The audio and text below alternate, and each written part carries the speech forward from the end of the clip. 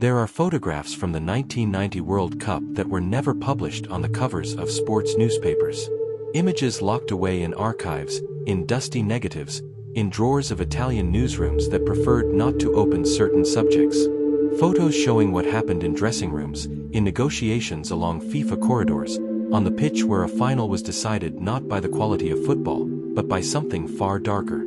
Today, 44 years after the ugliest and most controversial tournament in recent World Cup history, you are going to discover what those images conceal. And once you know, you will understand why so many people say that Italy 1990 was the moment football lost part of its soul.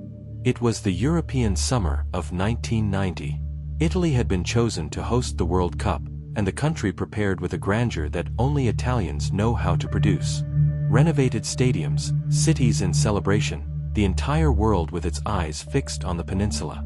There was enormous expectation. Brazil arrived with a generation of genuine talent. West Germany came as an organized machine. Argentina were the defending champions, with Maradona aging but still capable of magic. The Netherlands arrived as a respected contender. Italy played at home, with Roberto Baggio beginning to reveal his full talent. Everything was set for greatness. And then the tournament began. And the world watched, open-mouthed, not at the spectacle it had been waiting for, but at something that looked far more like collective trench warfare. The 1990 World Cup entered history as the tournament with the lowest goals per game average since the competition existed in its modern form. A mere 2.21 goals per match. To put that in perspective, in 1970 in Mexico, the average was 2.97. In 1982 in Spain, 2.81. In 1986 in Mexico again, 2.54. But in 1990 in Italy, football shrank, shut its windows, placed 9 players behind the ball, and decided that winning was more important than playing. And this did not happen by accident. It happened because the system allowed it, because the rules permitted it, because referees tolerated it, and because there was an environment where systematic violence inside the pitch was being used as a deliberate strategy. And the most famous photograph that nobody wanted to show from this World Cup was not of a goal. It was of a man on the ground, and of another who had just put him there. But before we reach the central moment, you need to understand the full context. Because the story of the 1990 World Cup begins long before the opening whistle of the final. It begins in the weeks preceding the tournament, in FIFA meetings where the growing concern about modern football sacrificing attack in the name of defensive safety was being discussed with increasing urgency. Football was becoming an art of not losing rather than an art of winning. And Italy 1990 would be the painful apex of that tendency. The group stage already gave the first signs. There were 8 goalless draws in the 36 matches of the opening phase, a number that seems absurd today but that in that tournament fitted a perverse logic. Teams preferred a guaranteed draw to a risky defeat. Ireland drew all 4 of their matches, scored 2 goals, conceded 2, and reached the quarterfinals. It was not exactly the attacking football supporters wanted to see, but it was efficient. And efficiency was winning the cultural battle inside the sport. It was in this context that Brazil arrived at the World Cup with one of its most technically gifted generations in recent decades, managed by Sebastião Lazzaroni and featuring players like Careca, Romário, who had struggled with physical problems and was not at his peak, Alameo, Branco, and a midfield including Dunga, Mauro Silva, and a system far more defensive than Brazilians were accustomed to. The green and gold had adopted a sweeper system, a more European approach, and Brazilian supporters made no secret of their discomfort. But Brazil won their group, advanced to the round of 16, and prepared to face Argentina. Brazil against Argentina in the round of 16 of a World Cup. That encounter alone would be enough for a complete script. But what happened in that match in Turin contains an element that most people do not know. Brazil held a clear technical advantage for almost the entire game. They dominated territorially, created more chances, had more possession. And then came the 80th minute and Canigia's goal, assisted by Maradona with a pass he would later describe as the most important pass of my life. Argentina 1, Brazil 0. Brazil eliminated. And in the dressing rooms after the match, a Brazilian player showed journalists a syringe. A syringe that, according to him, had been thrown from the Argentine bench toward Branco during a free kick. The episode became known as the Syringe case and was never officially investigated, but the suspicion that Branco had received some kind of sedative substance via that syringe, leaving him drowsy and sluggish in the final minutes of the match, was never fully dismissed. Argentina denied it. FIFA went silent. And Brazil went home. But the greater controversy was still to come. Because while Brazil departed, Germany advanced. And the semi-final Germany would play against England would become one of the most dramatic matches in World Cup history, a penalty shootout that ended with England eliminated and with Gaza, Paul Gascoigne, weeping copiously on the pitch after receiving his second yellow card and knowing he would miss the final. Those tears of Gaza are among the most iconic images in the history of football. But there is a cruel irony in them. Gaza was crying over something he himself had provoked with an aggressive challenge, and that aggressive challenge was completely normal by the standards of that World Cup. Because in 1990, aggression was everywhere. The number of yellow and red cards at that World Cup was historic. 16 red cards in 52 matches. A record that would directly influence the rule changes FIFA implemented in the following years, including the criminalizing of the tackle from behind and a stricter interpretation of fouls that until then were considered normal in football. The 1990 World Cup was literally the tournament that forced football to look in the mirror and dislike what it saw. And there was one team that personified all of this more than any other. A team that, ironically, would reach the final.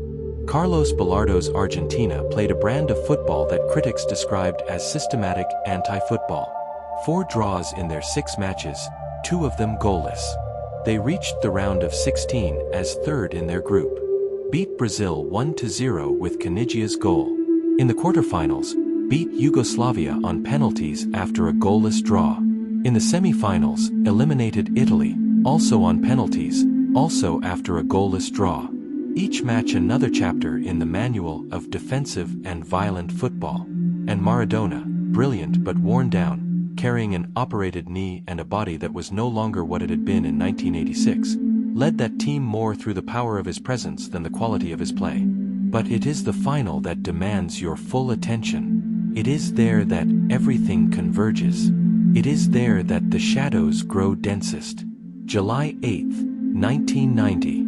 Stadio Olimpico, Rome. West Germany versus Argentina. A World Cup final that, in theory, should have been the supreme celebration of football. What happened was something else entirely.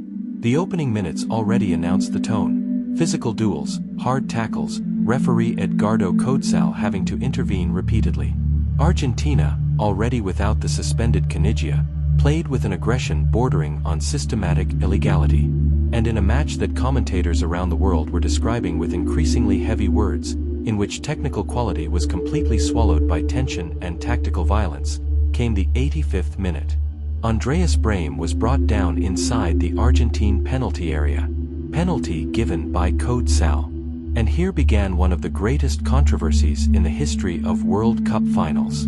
Because the challenge that produced the penalty, made by Roberto Sensini, was for decades the subject of intense debate among analysts and former players. Many maintain there was contact but not a penalty. Others insist it was the correct decision. Argentina was furious. Maradona was filmed crying after the match, a scene that also became iconic, but for very different reasons from Gaza's tears. Maradona was crying with anger, with frustration, with a deep sense of injustice that he never stopped expressing in the years that followed. Brehme converted the penalty, 1-0 to Germany, and in the minutes that followed, Argentina attempted to push forward but was undermined by red cards. Pedro Monzon became the first player to be sent off in a World Cup final, then Dezotti received the second red card in final history. Argentina down to 9 men. Impossible to react. Germany champions by 1-0. The ugliest final in World Cup history was over. But what do the archived photographs show that the news reports did not? What stayed off the television cameras? There are records from photographers working for international agencies, images that circulated briefly in specialist European publications, showing the atmosphere in the corridors before and after the match. They show members of the Argentine delegation in heated conversations with FIFA officials about the appointment of Codsal, a Mexican referee whom Argentina suspected of bias. They show German players in a state of curiously contained celebration, as though the victory had arrived in a way that even they did not find entirely satisfying. And they show Maradona in a corridor, eyes red, holding the runner-up medal and refusing to shake hands with the FIFA officials parading through the trophy presentation ceremony. That gesture of Maradona refusing the handshake became a symbol. The symbol of a player who, despite all his personal contradictions, saw in that moment something that went far beyond the sporting result. Maradona knew that World Cup had been ugly. He knew his Argentina had played terrible football, but he believed, with the conviction that defined him, that he had been robbed. And there was a part of the world that agreed with him, not necessarily that Argentina deserved the trophy, but that the football presented in 1990 was a degraded version of itself. FIFA saw that World Cup as a red alert. Television audiences had dropped. Advertising contracts were being questioned. The beauty of football was being murdered by tactical systems that prioritized not conceding goals above everything else. And then came the changes. The away goals rule was gradually reconsidered. The interpretation of tackles from behind was tightened. The goalkeeper was no longer allowed to handle a ball deliberately passed back by a teammate, a change implemented in 1992 that radically transformed the pace of the game. The 1994 World Cup in the United States was specifically designed to be the antidote to 1990, with an active campaign by FIFA for teams to play with more ambition and with incentives for more open results. But there is another element of the 1990 World Cup that must be brought to light, because speaking of the shadows of that tournament without speaking of Cameroon would be telling only half the story. The African side took the field in the tournament opener against Argentina and did something very few people expected. They beat the reigning world champions. Cameroon 1, Argentina 0. Roger Milla dancing around the corner flag, an image the world never forgot, and that became the purest and most joyful symbol of that entire World Cup. Cameroon would reach the quarterfinals, a historic achievement for an African country at that time, before being eliminated by England in a match that was, once again, more physical than technical. Roger Milla was 38 years old. He was a substitute. He had come out of retirement at the personal request of Cameroon's own president, and he scored 4 goals in the tournament, becoming the oldest goalscorer in World Cup history, a record that would stand in the books for years. In that context of ugly and violent football that characterized the tournament, Cameroon were an oasis. They were proof that football could still surprise, could still be spontaneous, could still make the world smile. And the contrast between Cameroon's joy and the grey seriousness of many other teams says everything about what that World Cup truly was. The Germany that lifted the trophy in Rome was an extraordinary team, and that must be stated clearly. Matthias, Klinsmann, Rummenigge, Voller, Brahim, Hassler. A squad of absolutely superior quality, with players who were reference points at their clubs in Italy, Spain, and Germany. Franz Beckenbauer, the Kaiser, managed that team with an elegance that contrasted with the environment around him. The Germany of 1990 deserved to reach the final. They probably deserved to win that specific final. But whether they deserved to be crowned champions of a tournament that had presented that collective level of quality is a different question altogether. And it is here that the conversation becomes truly philosophical. Because the 1990 World Cup forces us to ask, what does it mean to be world champion? Does it mean being the best team technically? The most organized? The most resilient? The best adapted to the competitive environment that existed? If the rules permit a style of play, and you master that style better than everyone else, you deserve to win. Germany mastered what 1990 demanded. But what 1990 demanded was, in itself, a distortion of what football was supposed to be. The archived photographs of this World Cup tell a story that goes far beyond a raised trophy. They tell the story of a sport in an identity crisis, of a football world that had allowed itself to be driven by the fear of losing to the point of forgetting the pleasure of playing. They tell the story of overwhelmed referees, of a rule system that had not yet found the right balance, of nations rich in talent that arrived at the World Cup with tactical instructions that suppressed that talent in the name of results. They tell the story of Roger Milla dancing alone while the tournament around him drowned in its own seriousness. And they tell the story of a final that nobody remembers with fondness. Not the Italians who filled the stands and watched their team eliminated on penalties. Not the neutral supporters who watched on television expecting a party and received a battle of attrition. Not even the Germans themselves, who celebrated with a joy less exuberant than previous World Cup celebrations, as though they instinctively understood that it had been won at a tournament smaller than they deserved. And certainly not Maradona, that man with red eyes in the corridor of the Stadio Olimpico in Rome, holding a silver medal and looking toward the future with an expression that said more than any public statement ever could. The 1990 World Cup was football staring into the abyss. And the abyss stared back. And football decided, in the years that followed, that it needed to change before it was too late. The changes came. The game opened up. The rules evolved. And the following tournaments gradually distanced themselves from that rigid version of the sport. But the scars of 1990 remained. And the archived photographs, the ones that never reached the newspaper covers, continue to exist somewhere, guarding the secrets of an Italian summer that football prefers not to remember too clearly. What you need to take away from this is simple.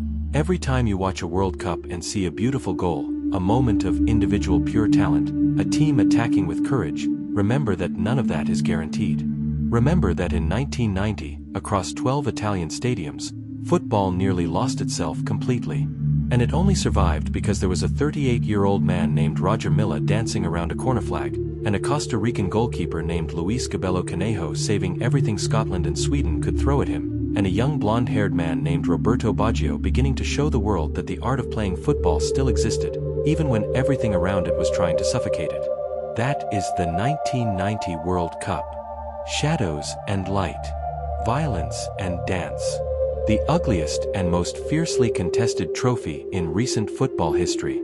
If you made it this far, I need to know what you thought of this story. Write in the comments. Did you know all of this about the 1990 World Cup? Which moment surprised you the most? And tell me which city and country you are watching from, because this channel has viewers all over the world and I read every single comment carefully. Hit the like button if this content was worth your time. It genuinely helps the channel grow and reach more people who truly love history and football. And if you are not subscribed yet, subscribe now and ring the bell, because the next stories I am preparing are going to leave you speechless. One last thing before I close. I have been doing some research and came across a product I thought was absolutely incredible for anyone passionate about football and that nostalgic era of the 80s and 90s. Something that will take you back to that period in a completely different way. The link is in the first pinned comment below. Take a look whenever you feel like it.